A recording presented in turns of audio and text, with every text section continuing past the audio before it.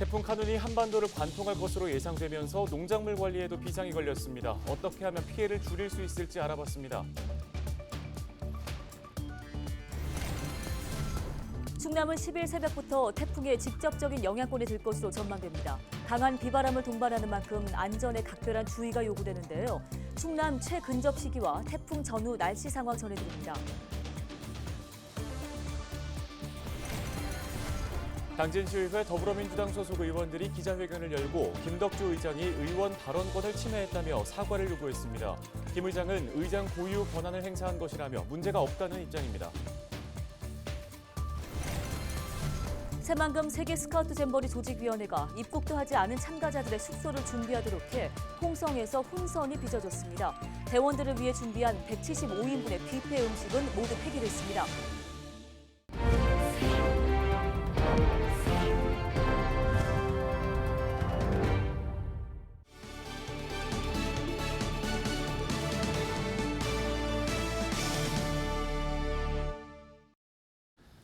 시청자 여러분 안녕하십니까? 헬로티비 뉴스입니다. 첫 소식입니다. 북상 중인 태풍 카눈의 영향으로 한 해 농사를 망치진 않을까 농민들의 걱정이 이만저만이 아닙니다. 네, 농작물은 어떻게 관리를 해야 피해를 줄일 수 있을까요? 한범호 기자가 자세한 소식 전해드립니다. 수확을 한 달 남짓 앞둔 배농가. 가지가 강풍에 흔들리지 않도록 지주대에 단단히 고정합니다. 이 작업을 하면 열매가 떨어지는 비율을 20% 정도 줄일 수 있습니다. 과실이 아직 연결지를 안 해갖고 떨어지면 아예 못 쓰게 되죠. 그래서 그거를 방지를 하기 위해서 끈으로 일단은 이렇게 좀 덜 흔들리게 좀 매주고 그랬었어요. 방풍망은 바람이 불어오는 방향으로 설치하고 찢어진 곳이 없는지 미리 살펴야 합니다. 태풍은 많은 비를 동반하는 만큼 물길 정비도 필수입니다. 미리 배수관을 설치하거나 도랑을 파면 나무가 물에 잠기거나 흙이 떠내려가는 걸 막을 수 있습니다. 물 빠짐을 위해 풀은 짧게 베는 게 좋습니다. 태풍이 지나가면 병해충 예방에 신경 써야 합니다. 부러지거나 찢어진 가지는 깨끗하게 잘라낸 후 적용 약재를 발라주고 쓰러진 과수는 토양이 젖어 있는 상태에서 뿌리가 손상되지 않도록 세워주고 보조 지주를 설치하는 등 사후 관리를 실시해 주시면 될 것 같습니다. 벼는 논두렁과 제방 점검이 우선. 무너지지 않도록 물골을 여러 곳에 만들고 비닐을 덮어줍니다. 벼가 쉽게 쓰러지지 않게 하기 위해선 물을 깊이 대줘야 합니다. 집중호우로 논이 잠길 경우엔 더욱 철저한 사후 관리가 필요합니다. 서둘러 잎 끝만이라도 물 위로 나올 수 있도록 물을 빼주고 물을 빠진 후에는 벼의 줄기나 잎에 묻은 흑암균과 오물을 제거해 주셔야 합니다. 병해충을 예방할 수 있도록 적용 약재를 농약 안전 사용 기준에 따라 살포해 주셔야 합니다. 밭작물도 쓰러진 방지 시설을 설치하고 태풍 전 조기 수확을 하는 것도 방법입니다. 헬로티비 뉴스 한보호입니다.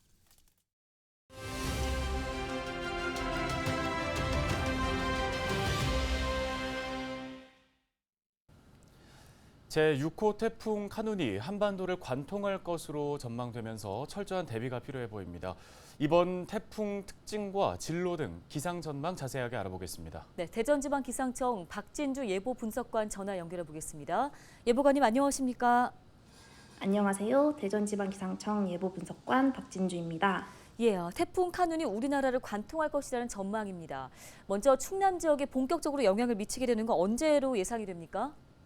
네, 태풍 카눈은 10일 아침경에 남해안에 상륙하여 한반도 내륙을 따라 북상하면서 전국이 태풍 영향권에 들겠습니다. 충남권은 10일 새벽에 충남 남부부터 직접적으로 영향을 받기 시작하여 10일 낮에 충남권에 가장 근접할 것으로 예상됩니다. 네, 태풍이 일본을 지날 때 위력이 강력했습니다. 태풍 카눈의 위력은 어느 정도입니까? 네, 태풍 카눈은 따뜻한 해수면을 따라 북상하면서 강한 강도를 유지하며 한반도에 상륙할 것으로 예상됩니다. 내륙으로 유입되면서 태풍의 강도는 조금 약해지겠으나 강한 비바람을 동반하며 10일 충남 서해안에는 순간풍속 초속 25에서 35m, 충남권 내륙은 초속 20에서 30m까지의 매우 강한 바람이 불겠으니 시설물 관리와 안전사고에 각별히 유의하시기 바랍니다. 예, 이번 태풍의 경우 바람도 당연히 걱정이지만 상당히 많은 비가 내릴 것이라고 지금 전망이 나옵니다. 충남 지역에 예상되는 강수량 어느 정도입니까? 9일 오후부터 11일까지 충남권에는 100에서 200mm의 비가 내리겠습니다. 10일 새벽부터 밤사이 시간당 30mm 내외의 강하고 많은 비가 내리겠습니다. 많은 비와 강풍이 예상되는 만큼 집 주변 배수로를 미리 정비하거나 강풍으로 인한 안전사고 등의 대비가 필요하겠으며 최신 기상정보와 날씨 누리를 통해서 태풍 정보를 확인해 주시기 바랍니다. 네, 태풍이 지나가고 나면 오랫동안 이어져 왔던 폭염은 좀 한풀 꺾이게 될까요? 네, 태풍이 지나간 후에도 태풍이 통과하며 내린 비로 인해 대기 중에 습도가 높아 최고 체감 온도는 30도 내외로 높게 나타나겠으니 건강관리에 유의하시기 바랍니다. 네, 잘 알겠습니다. 오늘 말씀 여기까지 듣겠습니다. 대전지방기상청 박진주 예보분석관이었습니다. 다음 소식입니다. 당진시의회 더불어민주당 소속 의원들이 기자회견을 열었습니다. 의원들은 김덕주 의장이 의원의 발언 기회를 차단했다며 사과를 요구했습니다. 네, 보다 자세한 내용을 취재기자 연결해서 들어보겠습니다. 정호석 기자, 자세한 기자회견 내용부터 전해주시죠. 네, 김선호 의원 등 당진시의회 더불어민주당 소속 의원 7명은 9일 기자회견을 열고 김덕주 의장에게 사과를 요구했습니다. 김 의장이 지난달에 열린 본회의에서 김선호 의원의 5분 발언을 합당한 이유 없이 막았기 때문인데요. 이에 앞서 지난 6월 전영호 의원이 동료 의원에게 성희롱과 막말을 해 논란이 됐었습니다. 이후 동료 의원들은 전 의원의 공식 사과와 징계를 요구했지만 받아들여지지 않자 김 의원이 자유 발언을 통해 재차 요구하려고 했었는데요. 하지만 김 의장이 사전 설명 없이 발언을 막았고 의원들은 전 의원의 징계에 대한 어떠한 행정 절차를 진행하지 않고 있다고 주장했습니다. 의원들은 발언권 침해에 대한 사과와 재발 방지 대책 마련 등을 촉구했습니다. 의원들의 이야기 들어보시죠. 첫째, 의장으로서 독선적인 당진시의회 운영에 대해 상당한 우려를 표하며 김덕주 의장의 공식적인 사과를 촉구한다. 촉구한다. 둘째, 현재 윤리위원회에 회부된 전용욱 의원의 성희롱 막말에 대하여 당진시의회 징계 행정 절차를 조속히 이행할 것을 촉구한다. 네, 그러면 김덕주 의장의 입장은 어떻습니까? 네, 김 의장은 회의 규칙을 근거로 의장 고유 권한에 따라 발언을 막았다는 입장입니다. 규칙에 따르면 5분 발언은 정책적인 문제나 시 현안에 대해 해야 한다는 건데요. 또 의원의 품위를 손상시키거나 타인의 신상과 관련된 경우 발언은 허가하지 않을 수 있는데 김 의원의 발언에 해당 내용이 포함돼 발언을 막았다고 전했습니다. 이와 함께 징계와 관련해선 현재 윤리위원회가 별도로 운영되고 있지 않아 다음 달 임시회에서 윤리위원회를 개설하는 등 징계 절차를 순차적으로 진행할 계획이었다고 강조했는데요. 이에 대해 김 의원은 김 의장에게 발언 내용 중 어떤 부분이 문제가 되는지 물었지만 답을 듣지 못했다고 전했습니다. 또 전 의원의 징계 절차에 대해 동료 의원들에게 어떠한 설명도 없었다고 비판했습니다. 김 의원의 이야기 들어보시죠. 어떻게 갈 건가에 대해서 의원들한테 설명이 분명히 필요하다고 생각합니다. 지금까지 이런 일에 대해서 한 번도 소통이 없었습니다. 네, 알겠습니다. 오늘 소식은 여기까지 듣겠습니다. 정호석 기자였습니다.